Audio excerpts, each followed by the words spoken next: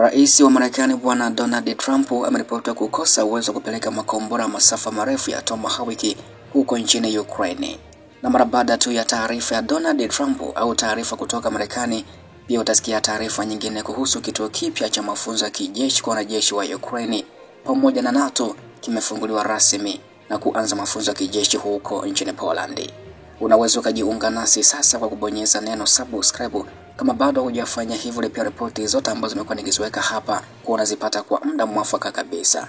Karibu sana, na anza na ripoti ya Marekani. Marekani haina uwezekano tena wa kuipatia Ukraine makombora masafa marefu ya Tomahawk. Shirika la habari la Reuters limeripoti Oktoba 2 likimnukuu afisa wa Marekani ambaye halikumweka wazi kwa jina na vyanzo vingine vitatu ambavyo vinafahamu swala hilo. Makombora hayo yamekuwa kwenye orodha ya matakwa ya silaha ya Ukraine kwa miaka mingi na yangepanua kwa kiasi kikubwa hifadhi ya silaha za masafa marefu kwa Ukraine. Hatua hiyo inakuja siku chache baada ya makamu wa rais wa Marekani Bwana JD Vance kusema ya kwamba Washington inazingatia ombi la Kyiv la kupeleka makombora ya Tomahawk ambayo yana umbali wa hadi kilomita 1600. Inakumbukwa rais wa Ukraine Bwana Volodymyr Zelensky aliripotiwa kumshinikiza rais wa Marekani Bwana Donald Trump kuhusu swala hilo wakati wakiwa kwenye mkutano wa faragha kando ya Baraza Kuu la Umoja Mataifa Septemba 23 mwaka huu. Ingawa Marekani haina uhaba wa makombora ya Tomahawk, lakini maafisa wamesema ya kwamba Washington ina uwezekano mkubwa wa kutoa mifumo ya masafa mafupi au kuruhusu washirika wa Ulaya kununua silaha za masafa marefu kwa Ukraine. Hisa za sasa za Washington pia zinaripotiwa kujitolea kwa jeshi la wanamaji la Amerika. Tomahawk, makombora masafa marefu ambayo ni sehemu kuu ya ghala la Marekani, inaweza kuruka katika mwinuko wa chini, kufanya ujanja wa kukwepa na kupangwa upya katikati ya safari. Kyiv ilisema silaha zitawezesha au makombora hayo yatawezesha mashambulio kwenye vituo vya kuimarisha na kusambaza vituo vya ndani vya Urusi. Msemaji wa Kremlin Dmitry Peskov ameonya kuwa Urusi ingejibu ipasavyo ikiwa Washington ingepeleka makombora ya Tomahawk kwa Ukraine. Ambapo akizungumza katika kongamano la Verdai siku ya Alhamisi, rais wa Urusi Vladimir Putin alitupilia mbali uhamishaji unaotarajiwa kuwa hauna maana kijeshi. Kwa sasa Ukraine inategemea makombora ya Storm Shadow yanayotolewa na nchi za Magharibi, hasa Uingereza, ambayo yana masafa ya kilomita 250 mafupi zaidi kuliko Tomahawk.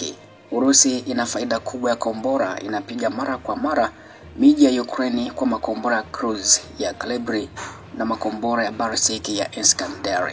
Mazungumzo kuhusu makombora ya Tomahawk yanakuja wakati utawala wa Trump unapoanza kusambaza silaha kwa Kyiv kuipatia au kupitia makubaliano yanayoungwa mkono na nchi za NATO. Na wakati pia hayo yakijili, ni kwamba uwasilishaji wa silaha za Marekani kwa nchi ya Ukraine huenda ukasitishwa kwa kufungwa kwa serikali, ambako The Telegraph imeripoti ikinukuu chanzo cha ndani kabisa cha serikali ya Ukraine ya kwamba mashauriano kuhusu msaada wa kijeshi wa Marekani kwa Ukraine yamesitishwa kufuatia kusitishwa kwa operations za serikali ya Marekani, na uwasilishaji wa silaha za Marekani huenda pia ukaathiriwa.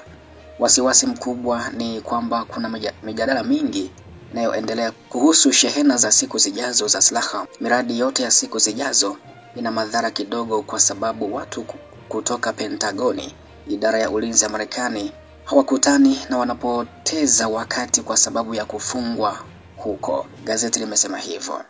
Kulingana na habari zake, mazungumzo kati ya maafisa wa Ukraine na Marekani juu ya makubaliano ya uwezekano wa kuhamisha teknolojia ya utengenezaji wa drones yameachwa katika utata, ambapo wakati huo pia wajumbe wa Ukraine ambao walikuwa wamepanga kuitembelea Marekani katika wiki zijazo sasa watatathmini upya mipango hiyo.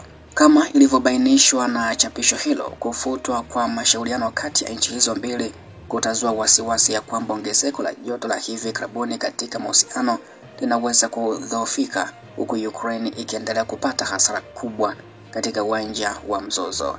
Hapo awali jarida la Wall Street Journal lilisema ya kwamba wajumbe wa Ukraine waliwasili Washington wiki hii kushughulikia makubaliano na mamlaka ya Amerika kuhusu ndege ambazo hazina rubani, ambapo kulingana na gazeti hilo limesema kukamilika kwa makubaliano hayo kati ya Kiev na Washington kunaweza kuchukua miezi kadhaa. Pia taarifa nyingine ambayo nilikudokeza kufahamisha ni kuhusu kituo kipya cha mafunzo ya kijeshi kwa wanajeshi wa Ukraine pamoja na NATO kimefunguliwa rasmi huko nchini Poland. Kambi ya Kempu Jomsbogi, kituo cha mafunzo cha pamoja kwa wanajeshi wa Ukraine na NATO, kimefunguliwa nchini Poland. Wizara ya Ulinzi ya Ukraine imetangaza Oktoba 2. Kambi hiyo ina uwezo wa kuchukua hadi wanajeshi 1200 kwa wakati mmoja. Kempu Jomsbogi ndio kituo kikubwa zaidi cha mafunzo kwa wanajeshi wa Ukraine.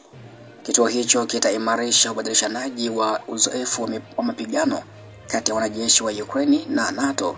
Naibu Waziri wa Ulinzi Yevhen Moisyuki amesema, na hapo wataweza kushiriki na washirika ikiwa ni pamoja na maendeleo katika matumizi na kukabiliana na drones. Kituo hicho kilianzishwa kwa msaada wa washirika wa Ulaya, hasa Norway, Moisyuki amesema, na ni sehemu ya msaada wa jumla wa NATO kwa ulinzi wa Ukraine. Kambi ya Jomsbogi iko katika uwanja wa mafunzo wa kijeshi wa Poland na tayari kuna wakufunzi wapatao 250 wa Norway walio kwenye tovuti, na mipango ya wanajeshi kutoka Estonia na nchi nyingine za NATO kuwasili hivi karibuni zinaendelea. Moisyuki ameongeza ujumbe wa Ukraine katika ufunguzi mkuu wa kituo hicho uliofanyika Oktoba 1 pamoja na maafisa wa ulinzi wa Poland. Ufunguzi wa kituo hicho unakuja wiki kadhaa baada ya Kiev na Warsaw kutangaza ya kwamba wataalamu wa Ukraine na Poland watatuma ndege zisizo na rubani na mifumo ya kuzuia ndege zisizo na rubani katika eneo la nchi ya Poland. Haja ya kuongezeka kwa ushirikiano katika vita vya ndege zisizo na rubani ilipata dharura mpya baada ya ndege ambazo hazikuwa na rubani za Urusi kukiuka anga ya Poland mnamo Septemba 10, 2025. Poland pia ilifyatulia baadhi ya ndege zisizo na rubani, ikiwa ni mara ya kwanza kwa nchi yoyote ya NATO tangu kuanza kwa vita vikali nchini Ukraine. Mwisho wa taarifa ya muda huu. Taarifa zingine zaidi zinafuatia hapo baadaye.